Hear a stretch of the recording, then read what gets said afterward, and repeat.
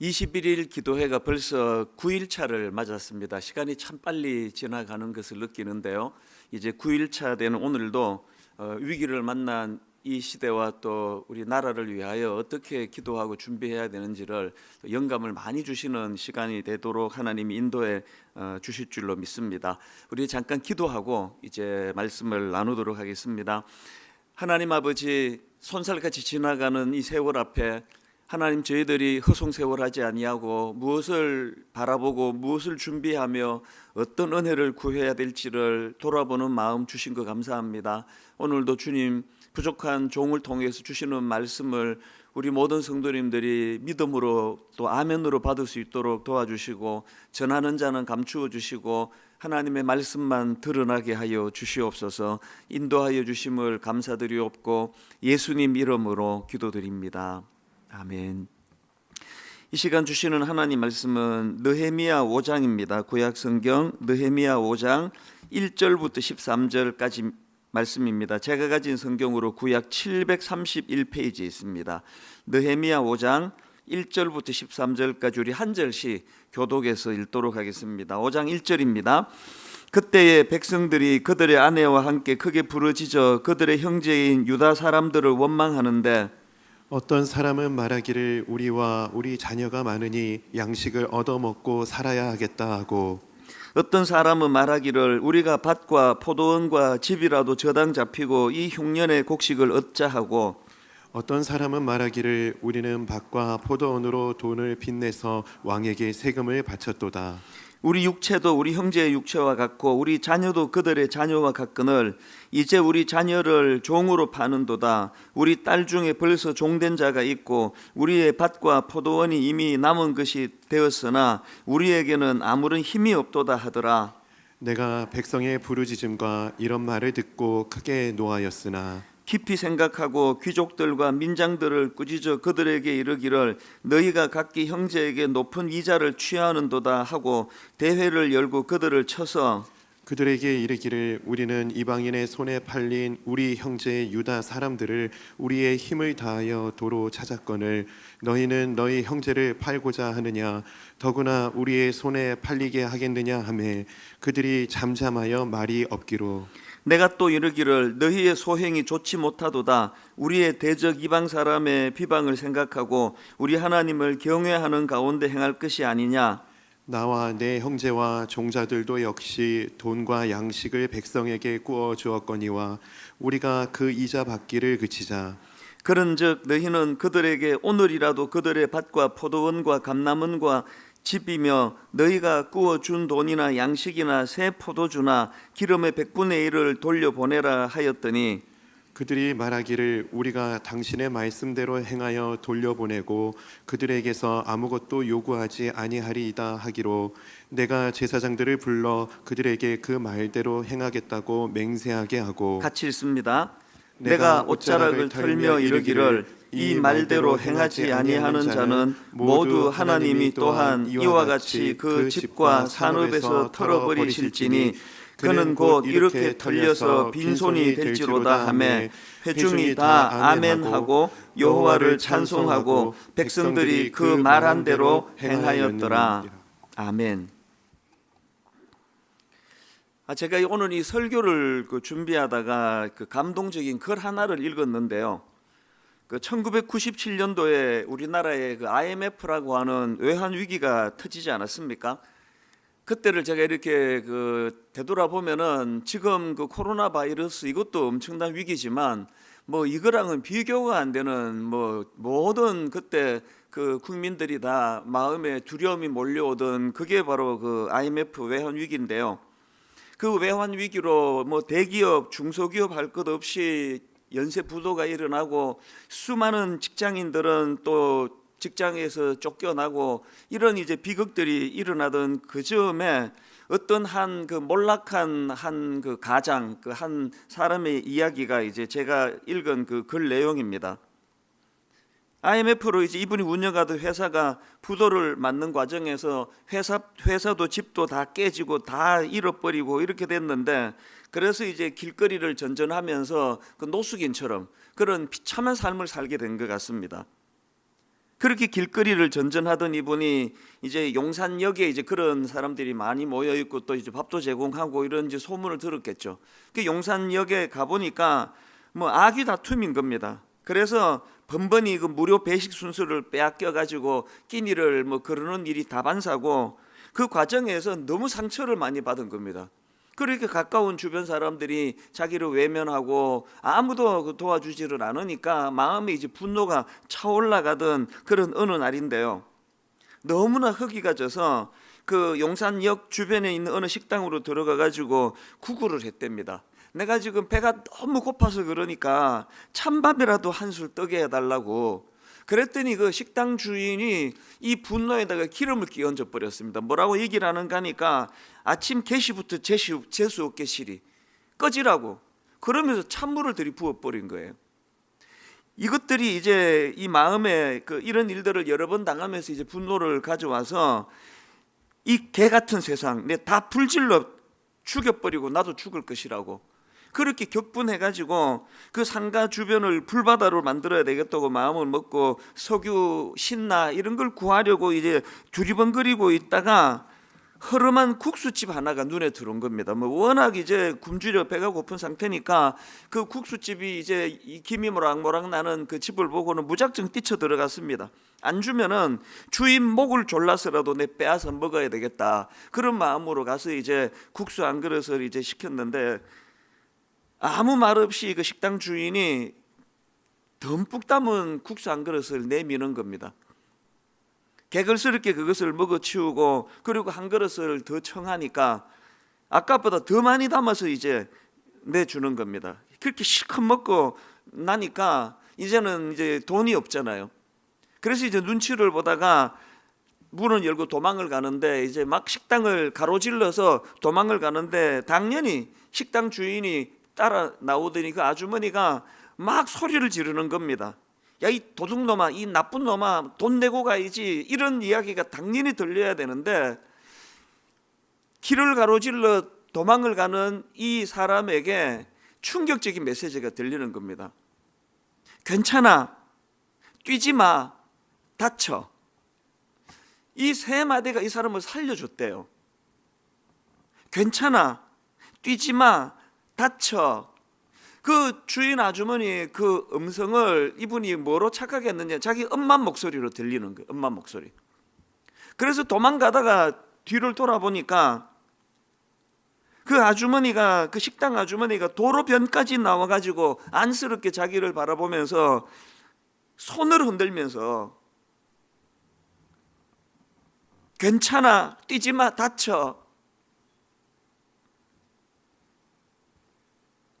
그 글에서 제가 본 내용이 이렇습니다. 그 아주머니 세 마디 외침과 함께 손을 흔드는 그 모습을 보고 그는 악마에서 인간으로 다시 돌아왔다, 그런 표현을 쓰더라고요.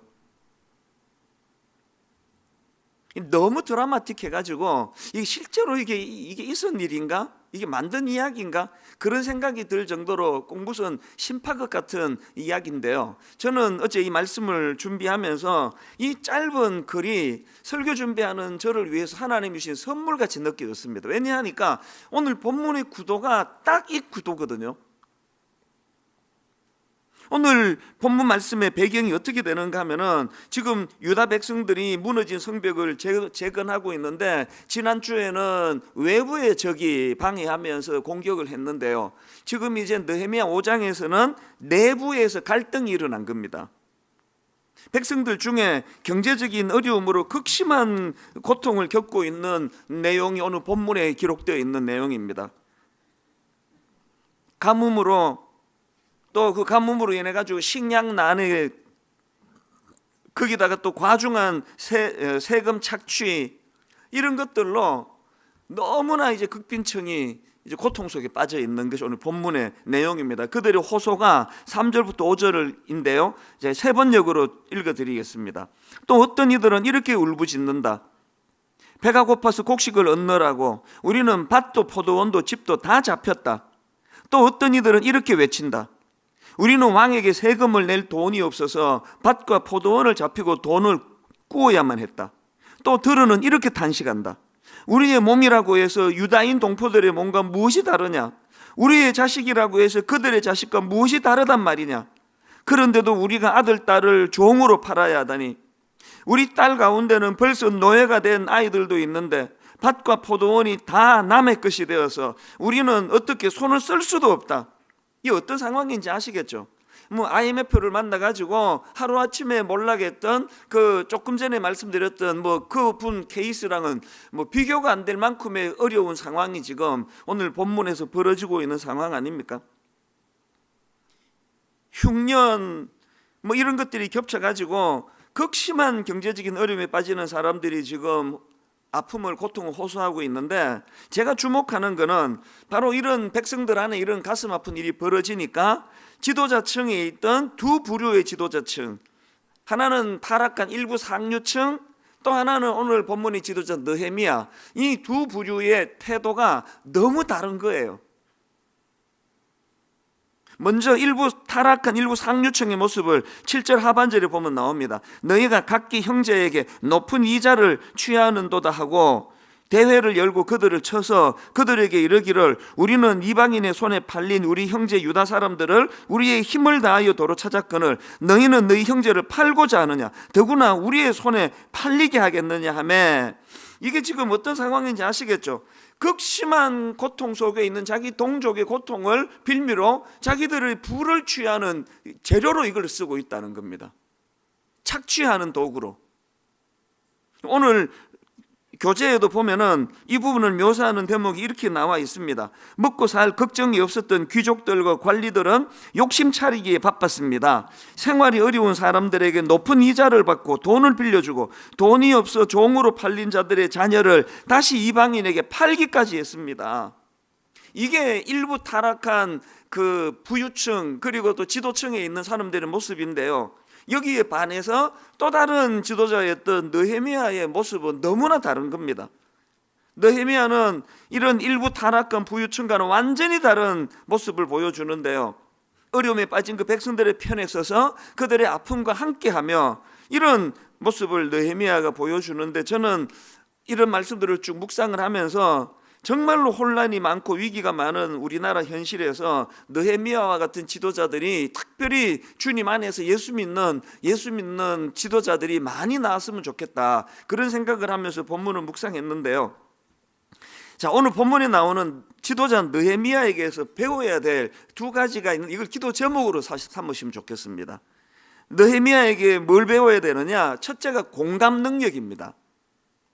느헤미야 5장에서 발견되는 느헤미야의 모습에서 특이한 것은 바로 앞에 4장에서 그렇게 자기를 대적하는 자들이 무섭게 공격을 하고 조롱을 하고 하는데도 어떤 응수도 하지 않았던 게 느헤미야 아닙니까?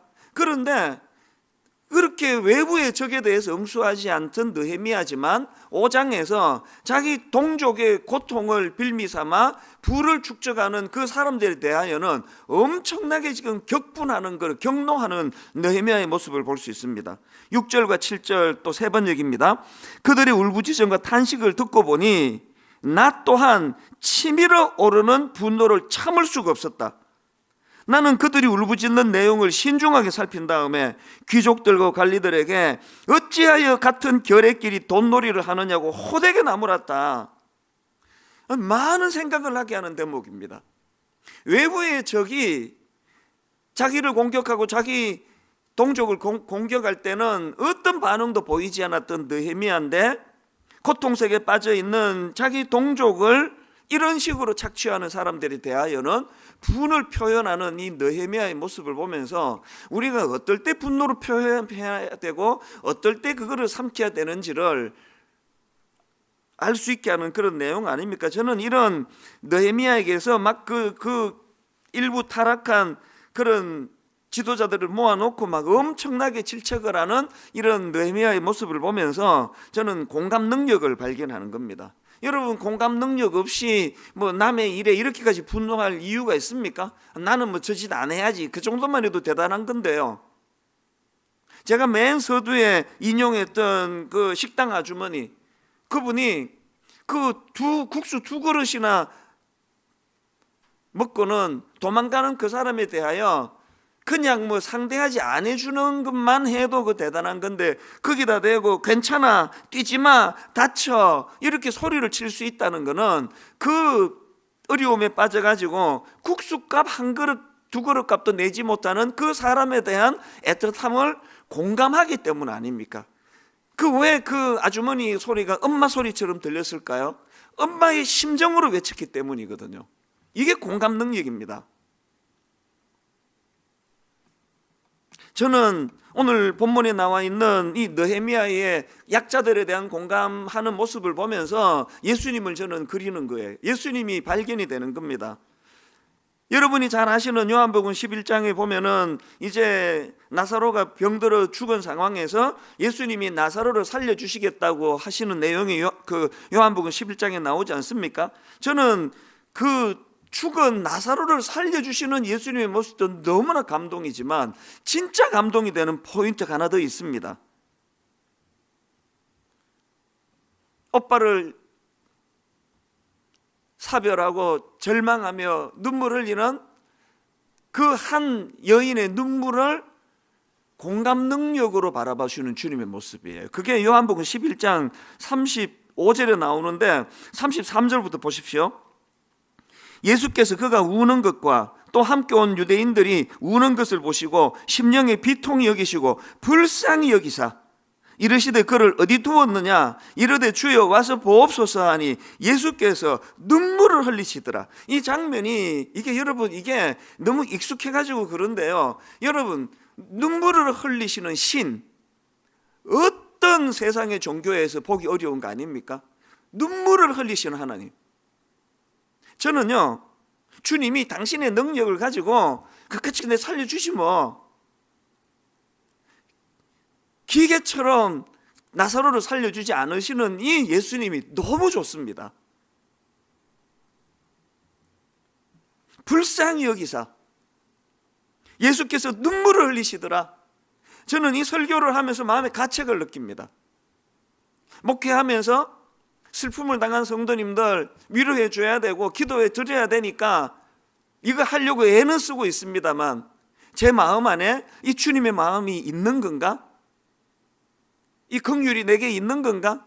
물론 우리 교역자들은 허구한 날 접하는 것이 어느 분이 암에 걸리셨습니다. 누가 경제적으로 어려움에 빠졌습니다. 자녀 문제로 고통합니다.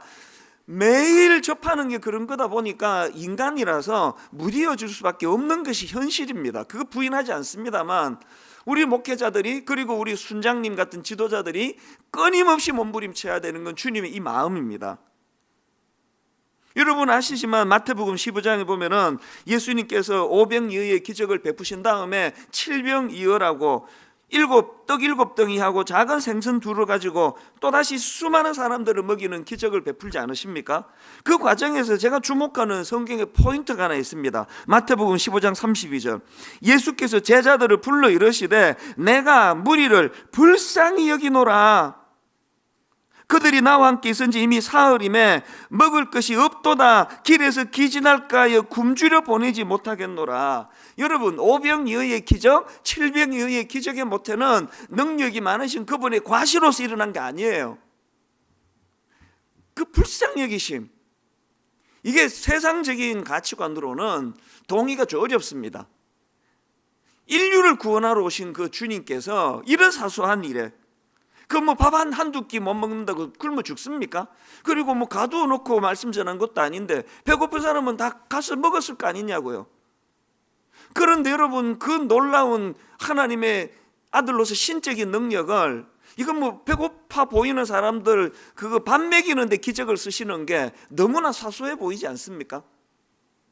그러나 저는 여기에 복음의 진수가 있다고 생각합니다. 경중을 따지며 일하지 아니하신 하나님, 명분 있는 큰 일에는 마음을 다 던지시고 하찮은 일들은 관심을 쓰지 않는 그런 하나님이 아니신 게 얼마나 제게 위로가 되는지 모릅니다. 그 혜택을 저나 여러분이 받아 누려왔기 때문에 제가 이 자리에 설 수 있게 된 거 아닙니까?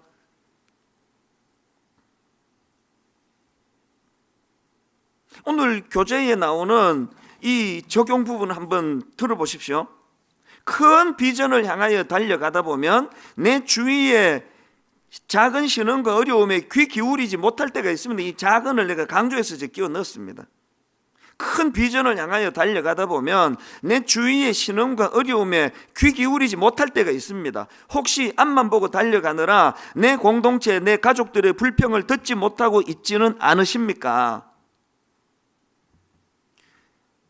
여러분, 지금 느헤미야를 한 표본으로 말씀을 살펴본다고 해서 느헤미야가 주인공이라 생각하시면 여러분은 큰 오산을 하고 계십니다. 느헤미야는 오실 메시아 예수 그리스도에 대한 예표예요.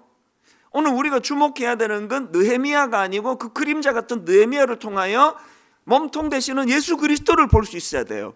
그 예수 그리스도가 공감 능력으로 우리를 대해 주셨기 때문에 우리의 허물을 탓하지 않으시는 거 아닙니까?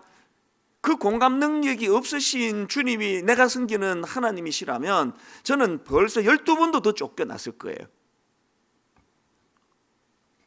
오늘 우리가 회복해야 되는 것, 예수 그리스도의 공감 능력이라고 생각합니다. 주님의 공감 능력으로부터 그분의 것이 수많은 기적이 태동이 탄생이 되는 거고, 그 주님의 공감 능력이 죄인들을 향하신 공감 능력이 있었기 때문에 지난주에 살펴본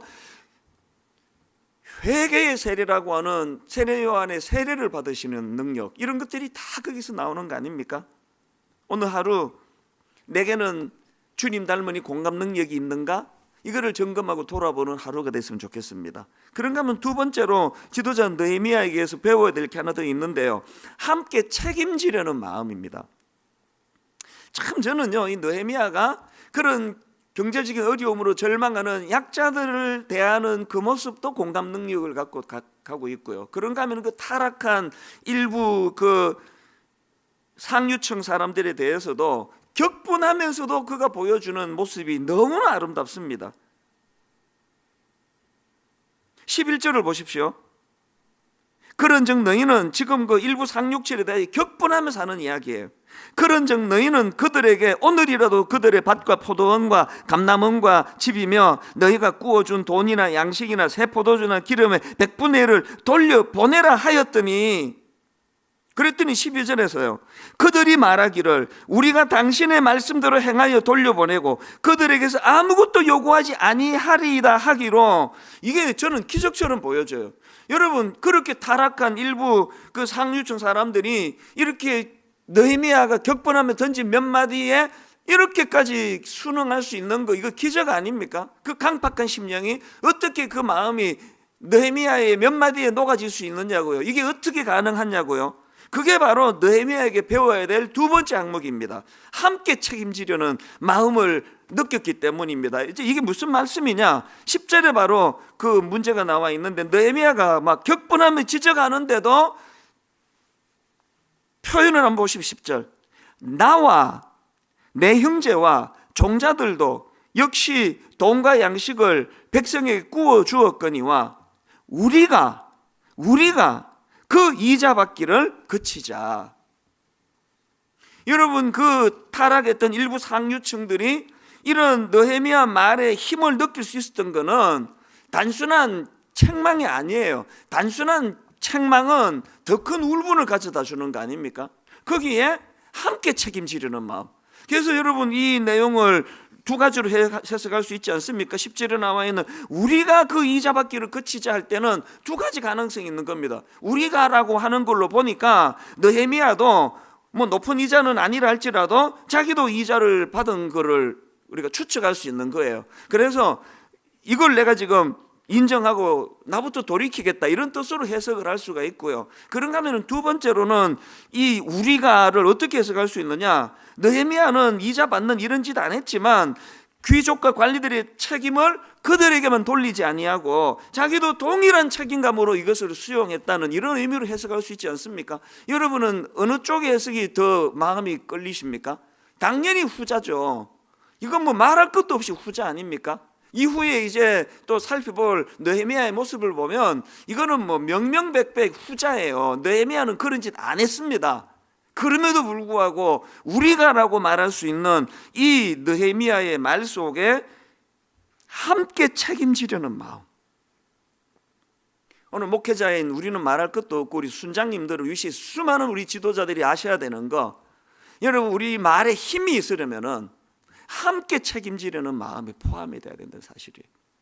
그렇게 강단에서 그냥 이것저것 지적을 많이 하는데 왜 말에 힘이 없는가 생각해 보면 함께 책임지려는 마음이 이게 누락이 되어 있는 거 아닌가? 여러분, 이 느헤미야는 그림자고 우리가 진짜 살펴야 되실 분은 예수 그리스도라고 말씀드렸죠. 주님의 세례 받으심, 주님의 십자가 지심, 아무 죄 없으신 주님께서 이 모든 일을 감당하시는 그 모습에서 우리가 배워야 되는 게 무엇인지를 점검하셔야 한다는 겁니다. 오늘 결론을 맺으면서 다시 한번 제가 상기시키고 싶은 포인트가 하나 있습니다. 지금 느헤미야의 이 두 가지 태도가 너무나 혼란스러운 이 시대의 대안이라고 생각하는데요.